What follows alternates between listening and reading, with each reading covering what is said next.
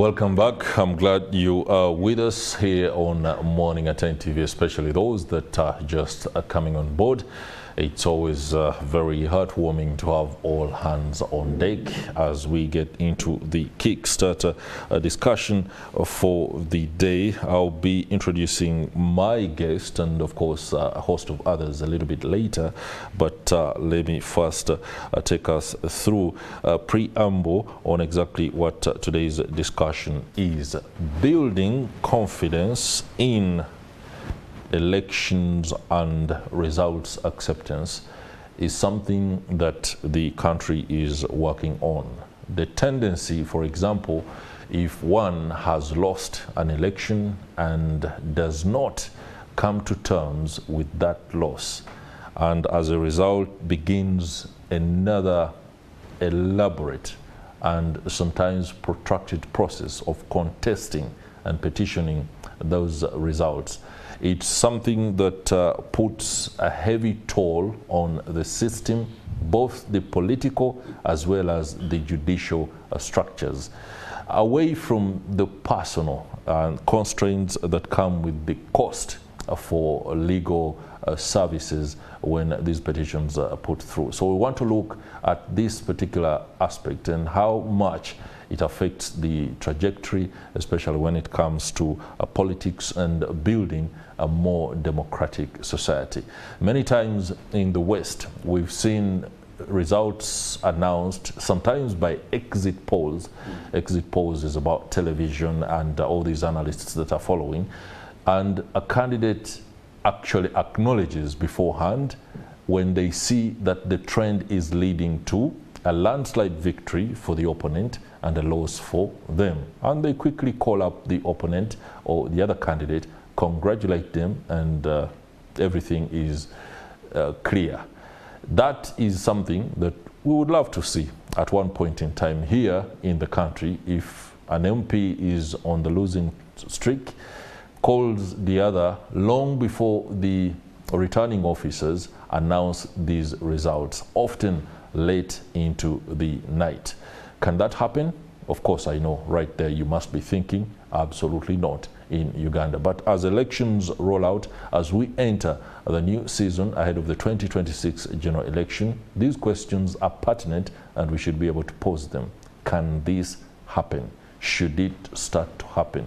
Can it entrench a tradition, a culture that can be the best possible move in as far as entrenching democracy is concerned? So in our Kickstarter today, Uganda's political system, as well as the election strategies that are employed both by the actors, that is the candidates, the arbiters or referee, electoral commission, but also the observers who look at exactly how things are going. Later, we shall be joined by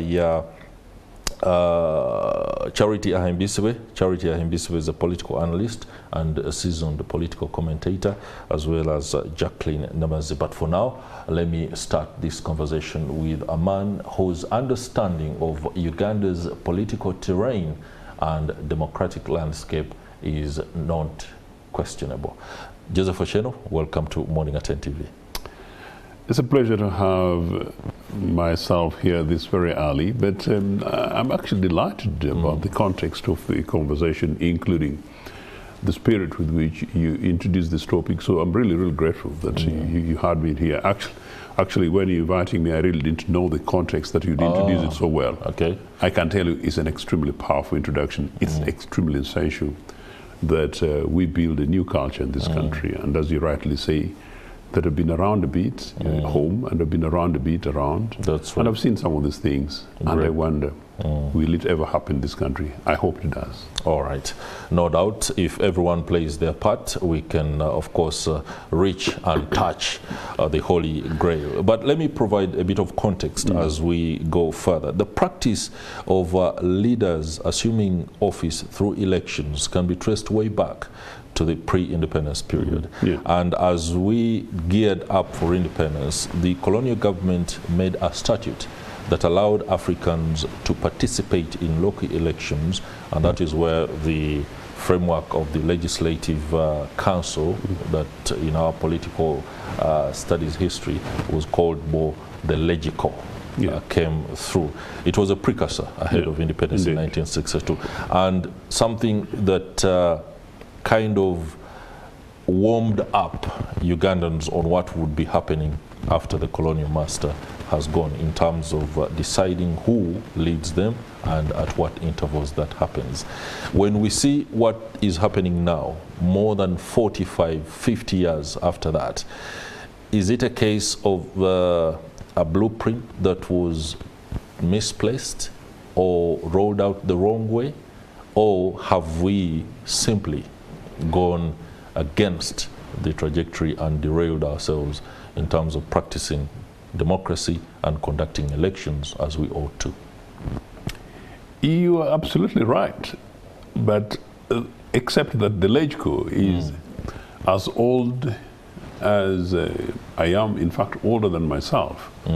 So the Legislative Assembly was the most famous is 1958 elections, and so you and I were absolutely absent at this end of the world. And not anywhere in the picture. And not yet even having been, there was no consideration, no discussions like this about our the possibility of our existence.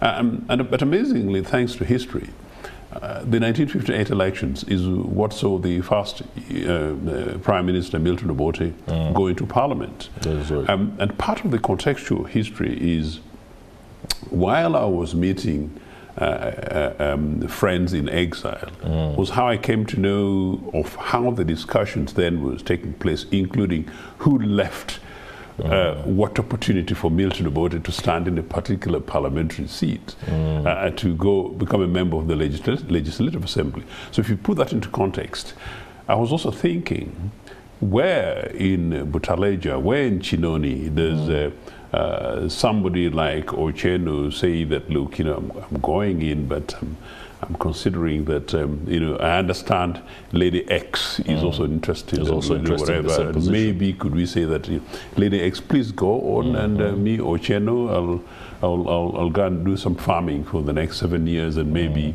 by then, who knows, I can be in the back. The culture, extremely important. Fast forward then to independence. While actually 1961 elections, according to records, UPC suggests that they had grievances of how elections did take place in Uganda, particularly the indirect elections. Our then founding president Milton Obote says that UPC decided to let go, and then to continue pushing for independence. And that's why they went into the Lancaster House Agreement conversations to talk about the anomalies, but simply say, let's have fresh elections. That itself is also a culture of democracy, and as it acceptance, taking into account the reality of election processes, but looking at the bigger picture. Fresh elections did take place. Even the 1962 elections, there are cases where people would simply say that, well, because Uganda took most of those seats and for in different other ways, DP might have had grievous things. It went, and then independence did take place. But I will bring you fast forward. Then coming to the 1980 general elections, which was possibly the now much more recent ones. I was a first-time voter, just turned 18, in fact, Liberation War Fund made 17, things like that. And my own experience was that election was not really do or die, as recent as 1980 general elections. But of course there are cases in other places where these things happen. From my own personal experience, not at all. Bring this thing to today and merely go to Kawempe before you even go to what happened in Enri overnight and seeing some of your headlines. It's extraordinary that elections is about life and death, and that it's a must win, and that you see, look at the credulities in all political parties and organizations, including my own Uganda People's Congress. Sometimes as basic as possible elections for a particular position. Not even going to parliament or perhaps seeking presidency. Something has changed, that we've moved on from politics as a game of service to politics as a game of survival. And politics now as a game not only people driven by values that I want, those that I believe in, to be translated into realities in my nation state so that we serve the livelihood of our peoples, but rather what is in it for me. I think in part that's the thing. But somewhere at the center is that leadership died. And leadership died meaning that we don't have exemplary leaders. So as you said, I enjoy seeing these things around the world, and I enjoy being around the Blairs of those days, and I enjoy being around the others, whereas you see somebody struggling of how they lost election, but they're battling with it to say, keep calm. I enjoy the experience of looking at friends like Jeremy Corbyn, who believe that we're bitten by the media and possibly bitten by foreign money, and we're bitten by, being undermined by some of our own colleagues, but we remain calm and let go. What is it that fast forward you bring it out to here? No, it is the excess materialization of politics, and it makes it very worrying that for a country like Uganda and for a continent like Africa, we've really not been able to normalize electoral processes, and where now we have people at the top for whom democracy no longer means anything. I don't know what lessons we've got for our children. I don't know what possibilities are. Finally, I was reading a book on Rhodesia, Zimbabwe, the other day, and the white guys were taunting Africans that we cannot be democratic, and we can't sustain it. And this guy was talking about how these African natives who want majority rule in Zambia, we're giving them a bit of this cheek and they're refusing. But if they ever take this, they will come to Rhodesia and play around with it. And then you look back and simply say, well, some of these guys might be very happy in what I hope the heaven, but wherever they are. But no, I think we need to change this, and there is urgent need for leadership to prevail in this country, on this continent, that democracy is a game merely of numbers, and that there's life beyond politics. Well, thank you very much for what is no doubt a very elaborate and eye-opening submission when it comes to the dispensation of democracy. But also, you raise an issue that forms my next question. Is democracy really the best possible option for us? I am absolutely, completely convinced. And Chris, I don't know why you asked me that question, but I think it's an important question. Because scaringly around the world, and particularly on this continent, there is this temptation for people to say, not democracy, Africa, we are too young for it, too soon. Our NRA friends jumped onto this thing. Mr. Museveni in 1980, not elections, no democracy. These things about this Marxist nonsense. No. Democracy meaning comparative multi-party politics, I am absolutely convinced that it is actually the way forward. Don't forget that even the most communist country on earth, which is the powerful China, with their system of actually monolithic one-party system. In China, strangely enough, their system works, and works on the principle of democracy, that young people will grow, there will be competition of ideas, they'll test your values, and they'll test maybe sort of your loyalty to the Communist Party, but also your sense of discipline, your capacity to be able to give. A semblance of taste. I don't agree with it, I believe in pluralist multipartism, but there is an element of democracy there that works, and so that you see that by the time somebody goes into the Politburo, they've gone through a clear process. So democracy is not a negotiable way, a negotiable concept. So back onto the continent, competitive multi-party politics, where it is really about competition of ideas. You argue on physical programs, you argue on taxation, you argue on the environment, you argue that you've given that's 11 districts, but you're not able even to repair the one hospital that you found there 50 years ago. No, it is really the way. The issue really is the culture. And I think it's something that can change. I unfortunately learned part of my external democracy in exile. Exile where a monolithic NRA, which is completely intolerant, which completely feared free speech and competition of ideas, chucked me into exile. I found myself as a refugee. But also that I learned from the British Labour Party. And I keep on using that as an example for the purposes of your views. Yeah. That I joined this party, you go to a meeting and you basically see how the chair conducts a meeting. You see what the secretary says. You see how the treasurer is precise, particularly when it comes to the season of end of year. And then you see how members conduct themselves in meetings. Yeah. And then you see how people come on time. And you see how people raise standing orders. And you see how people raise matters. And then you learn. And then you go to the next one at a branch level. And as I said, by the time I became part of an elected official, active official, I genuinely knew that these things work. And then finally, when it comes to the season of elections, maybe basically internal party elections, maybe annual general meetings for parties, you see notices that say that, look, we shall be doing this, you should make submissions by A, B, C, D. Election time comes, nobody is able to supervise you at a branch or at a constituency level.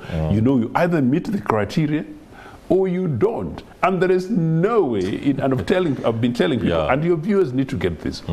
A branch elections in which I am the chairperson, and I have been, they say the meeting starts at 7:30, and standing order says at 7:30 must be a start. And you must be correct no longer than that. There's no way in which you will fight the figures. That's right. You may get the temptation that you guys, it was raining, and so now, no, you will not do it, because one, you will not do it, and then two, your colleagues will not. It's a culture, and then you go ahead and do it. People get elected, people lose, and people come and hug. That is what happens. I experienced that. That's one of the reasons why I'm trying to push that into Uganda People's Congress. And I really want to make sure that I try and push this thing across universities and colleges amongst our young people, that a post-Museveni Uganda is the Uganda, again, of the 80s that I saw in schools and news and things like that. It is nice. Democracy is beautiful. It's the foundations of democracy that will be foundation for our development. So out of that, we can discuss infrastructure, we can discuss road safety, we can discuss education, and we see policies and programs that will grow our nation. All right. Joseph Osheno, we're going to have to link to my colleague. Welcome back. I'm glad you're still with us here on Morning at NTV. It's a continuation of the Kickstarter, but of course we come on the backdrop of what is no doubt a very deplorable sight, a sore to the eye, the traffic condition within the city occasioned by a few hours of normal rain. One of my guests has been speaking of her delight at the fact that what happens when such things befall us is that they do not discriminate who is NRM, who is NUP, or who is JEMA. All of us are grappling with the traffic congestion and the troubles that come with flash floods. Well, that discussion can be held another day, and we see how best we can fight what is no doubt a very, very ugly sight within the capital. Allow me introduce Mrs. Charity Kalebo from the Electoral Laws and Governance System Center. Many thanks for joining us this morning. Thank you very much again, and a good morning to all our viewers. We also have with us, for the very first time, I think, second time, Dr. Jacqueline Nakaiza. Jacqueline Nakaiza is a researcher at Makerere University and also an analyst. Many thanks for making time. Thank you. Great. Before you joined us, the ladies, the gentlemen were on and about how we've come, especially regarding the conduct of elections. And we also asked the question whether democracy as we want it or know it is basically the best dispensation for the African condition. That is also a debate on its own. But allow me begin with Mrs. Charity Kalebo. In light of our growth over the years and the political trajectory, how do you see the growth of democracy itself? I know the challenges are enormous, but within how we do things, there are pockets of opportunity where we can straighten what isn't right and then maybe build on that. What is your bird's eye view of our democratic condition? So when you ask democracy, my head instantly goes to Larry Diamond. Larry Diamond does explain democracy in 4 aspects. Number 1, the rule of law. Number 2, civic participation. Number 3, free, fair elections. And the 4th one, I will recall it as time goes by. But so when you look at the rule of law, how have we performed in terms of the judiciary and managing electoral processes and managing disputes generally, and human rights defense? Actually, the 4th one is respect for human rights. Human rights, yeah. That is the fourth principle that Larry Diamond says. These 4 things will tell you how healthy your democracy is or not healthy. So has there been a massive respect for human rights in Uganda? I will say it is 1 step forward, 2 steps backwards. There are times when we see the human rights upheld, but there are many times when there's a lot of human rights abuses. When people are arbitrarily arrested, that is human rights violation. When people cannot be produced in court, or when people do not feel they get justice in court, then that's human rights violation. But there are also times when we've seen the court ruling. For example, they ruled and said civilians should not be in military courts. Of course, that is trying to change because they're asking Parliament to amend the laws. But as per the law as it is now, the judiciary pronounced itself. So we have pockets, yes, like you're saying, where we see a lot of these democratic practices. But let me go down now to elections. Elections, I will sit it on the 2 facets, civic participation and the elections themselves. So do the citizens freely believe they can participate? They can freely participate in 3 aspects: assembly, association, and opinion.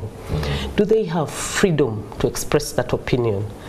The space is narrowing. It is there, but it is very small.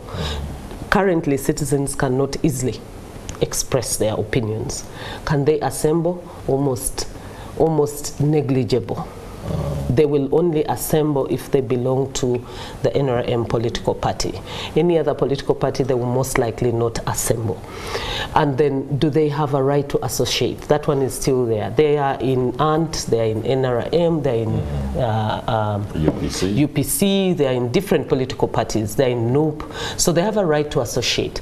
But whether the level of association is accepted by those in governance is also another question. So if you look at how they must associate, it has also been defined for them.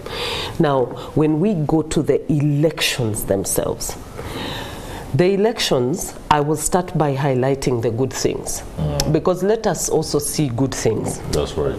Number 1, we have an electoral commission. Number 2, we have laws that govern the election process. Yes. Number 3, we have been consistent in the elections every 5 years. So at the end of every 5 years, we hold elections. We've built a culture. Yes. Number 4, there's been the affirmative action for women to be elected in districts and to be elected at local government, that there is a slot for women, and that has also remained very consistent. So that then shows you that in terms of knowing the constitutional principle of a citizen has a right to elect the leader to use his power in leadership, it is being exercised, because people can vote from local government through to the national level. Now, then, after talking about the positive things, what are the negative things? The negative things are massive. Number 1, the judges have been clear about them. In 2001, there is a court ruling where the judges said there is vote buying, there is ballot stuffing, there is beating of voters, there is intimidation, there is a poor political context. This was said in 2001. And in 2006, they repeated the same story. And after 2006, those who know that in 2011, some people said we are not going back to court because now we don't believe what comes out of court. But I think we still lost an opportunity, because you see, every time you go to court, no matter what comes out of court, there is a ruling that will help us improve in the next process. So when we came out of 2011, then we went to 2016. And in 2016, the judges this time decided, let's make our recommendations of 2001 and 2006 a bit more stringent by holding institutions accountable. So they told the Attorney General that they're giving him a timeline within which to institute reforms. And if he didn't institute those reforms, then court would hold him accountable for not having, for what they call contempt of court. So the recommendation were 16, but I will choose on 3 because of the low-hanging fruit nature of them. Number 1 is the question of civic education, that the judges said we need continuous civic education, that we just don't do it during the time of election. Because during the time of election, what happens is that voter education also sets in. Voter education is just to tell voters about the process, that look, the polling stations will open at 7, we need 10 voters to be at the polling station, there must be a polling assistant, there must be a polling official. But civic education will empower the citizen to know what the Constitution provides for them, to know why they must even participate in an election in the first place, to know why the roads can look the way they are looking and they keep quiet instead of talking up, because that is civic education. Civic education is all about knowing what is around you and is it working for you in terms of governance. Civic education would also help a Ugandan understand why is the taxpayers' money being abused and not used in hospitals, not used in education. So they would hold government more accountable for their actions, which they promise to carry out at the time of election.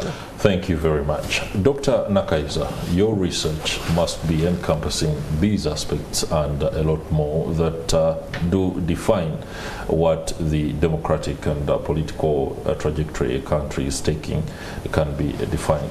Just take us through what your areas of interest are and how you see things the way they are happening. Well, I must say that whatever is happening right now is a bit absurd. Elections wouldn't be a problem per se, but then I think the trajectory that we are taking is that, or the form of electoral democracy that is right now adopted is probably prohibited by the monetization of politics, the monetization of elections, to the point that even when people go to participate, it's not that they are participating to help or to bring services to the people and to deliver the political education, roads, health, and security. They are participating so as to enable themselves acquire something or benefit themselves and their immediate families. You look at a place like Singapore. I think they had legislative elections recently, and their People's Action Party, which has been in power since 1959, won a landslide. But you see that even when this party has stayed for a very long time and they are having elections, Singapore is way ahead. It is one of the first world countries. That is right. There are no, it is one of those that are the cleanest in the world. There are very low levels of corruption. But here, even when we trust people with our votes and with the hope that they are going to serve us, you don't see any service delivery. So at the end of the day, you're talking about democracy, but what do we benefit from democracy? What is the benefit for the people on the grassroots, you know?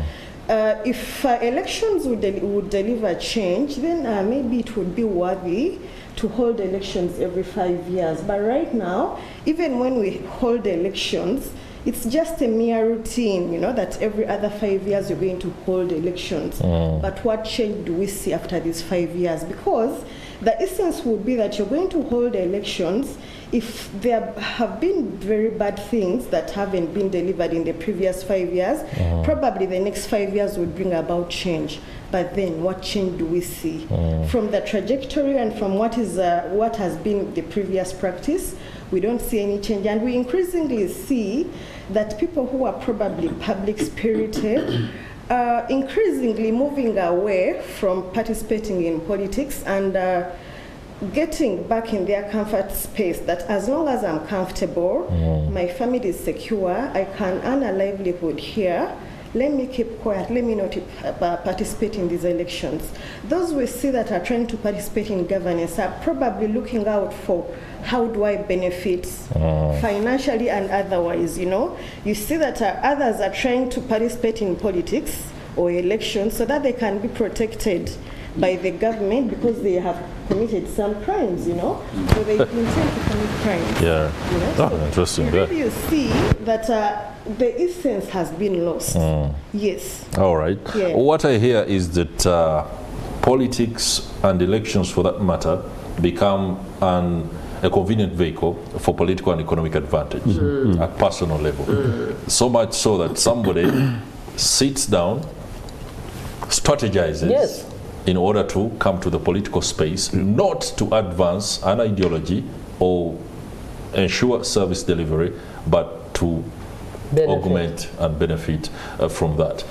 Is that down to the fact that the political landscape lacks ideological grounding?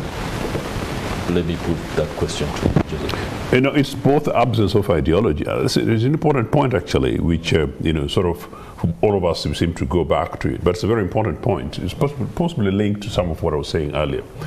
I think both absence of ideological grounding, but like I said before my two colleagues came in, was basically absence of leadership. I think particularly as a continent, and particularly as Africa, I mean as Uganda, we have genuinely lacked in recent times leaders who had a vision, leaders whose vision were their peoples and their continents and whatever they stood for except themselves. We've had that before, of course. If I go on and on, you might say I'm making a personal political point from a UPC perspective. I was just thinking during my 2 minutes of silence, looking at how just early last year, Chris, I think even on your program here, I put up my hand and for the first time in my life, I said, there is a soldier, a group of soldiers that I will endorse, that may they continue. For the first time ever in my life, I came to believe that Thomas Sankara represented something. And when these Sahel staff came in with Ibrahim Traore plus the other two, I was telling an international symposium somewhere, and I found it very difficult, being an Ochieno who's been campaigning for this for the last nearly 37 years on democracy, particularly on the continent. That for the first time I'm saying that actually come to think about it, it is possible that we need to give these guys a bit of space. Do you know why? These military guys were saying, not that democracy has failed, but that individuals who came in the name of democracy have held these countries and this continent hostage. And for the reasons ABC, and the reasons were elaborate. Now, amazingly, if you look at merely the last 2 days, I mean 2 weeks, in context, you look at Traore and you see what this guy has done, and put it like for Thomas Sankara, who came at a time when I was hot. You know, Sankara came out at the time when, you know, we UPC were in there and we said, democracy, and you Kenyans with one putting monolithic, how dare you, and we're youngsters. But then this guy comes in and shakes the country and transforms things, including gender equality issues, and runs with it and basically meant it. Now this one's coming and said, no, our gold, no, our oil, no, our uranium, and no, our our national currencies. Because even for me, who thought it was substantially red, I did not know that, and that's honest, until the last maybe 8 years, I actually didn't know that this French colonized African countries were held hostage. But I'm giving context. And I said, but how does it happen that this thing was a normalcy over all these generations and over these years? You come back to our own native Uganda and you see how our leaders took these things head on. One, no, Patrice Lumumba is assassinated, but for a reason of our resources, we will work with them. Hence so-called the 1966 gold thing kind of thing. And Ugandan authorities, Ugandan leaders put in resources, including human resources. We are going to rescue dear Congo, looking at a long stuff, a long historical kind of stuff. Then you say, no, our gold, our national resources, we shall nationalize many of these other things from the Brits. Of course, we paid for price with the Idi Amin, but also we shall build our banks and financial institutions. Talk about Singapore and Malaysia. I've got different other kind of stories for it, meaning our independence leaders engaging with this case. Meaning you could see we're on a trajectory in which we would achieve these things. But somewhere you come in and you find military guys wrapped up in suits and they pretend to be putting on raid like me, but their raid is basically people's blood wrapped into self and others. So what is it? I think it's primarily a question of leadership. But then, leadership aside, an extraordinary thing that a country like South Africa, and just allow me to make this point, that for the ANC that I adored, and the ANC still remains my sister political party, I'm absolutely associated with these guys. Many of these guys I met at the peak of my life. Then you find these guys are progressive left, African nationalists, Pan-Africanists, and they're saying, we the people. And then you see how people go ahead and materialize positions and materialize politics. And then you see the squalor there. And you see the squalor parts of Soweto. But I know also what can be done and what has ever been done in Uganda and in some of these other countries. It's the leadership and it's ideology. Is the African National Congress, you know, my friends, is it the political party that I thought I knew 35 years ago? I'm not quite particularly sure. Come back into Uganda. Which political party, and when I say this, allow me 30 seconds, when I say this, which political leader in this country, you can say, this guy is ideologically driven. These are his or her values, and I can trust it. Sometimes people go ahead and say, oh yeah, he believes in building structures, and then you call that an ideology. And then what political party represents what? That in the likely event, if I make this point, in the likely event that we chuck off NRA and a particular political party comes in to replace NRA, what programs have they got? And how convinced am I as Ochieno that they will push this infrastructure thing and deliver? By and large, you sort of don't see that. Now that worries me. You can pick it from here, take it to Kenya, take it to many other places. Now in Kenya, the technocratic provided the leadership with that ideology, but some other things worked. It is urgently a requirement that this continent, we need to bank tables for leaders with a vision for the continent, but driven ideologically from a social democratic perspective, and pick the leaf from Scandinavian nation states, which are predominantly social democratic, particular positions on fiscal programs, on taxation, and how you make best use of those monies to deliver for people. Okay. Joseph Otieno, thank you for that position paper. Amen. It is one that presents us with the possible solutions to the malaise that comes through. But what I see is a systemically chronic political disequilibrium. And many times, in as much as one politician might have the good intentions at the start, they get into the system and on realizing the realities on the ground, they pivot. And when they pivot, they never tell the rest that they have actually pivoted. So the rest keep following and thinking, oh, our man is still grounded on this particular ideology, yet they've actually turned the page and are onto something else. You spoke of a situation where if the NRM is put on the side and you have a scenario where you have no members increasing in number in parliament, the DP, JEMA, and perhaps any other political party, and then critical pieces of legislation come through, and we all know, because this party's ideology is this, we know the line of voting that is going to happen. Can we say and implementation therefore, we can reach that point, Charity, where we know that if it is agriculture legislation, we are talking about an agricultural bank, we can bank, for example, on a certain section of members of parliament to see that particular bill through and the contents that we want. Can we reach that point? I heard you from the first question that you asked.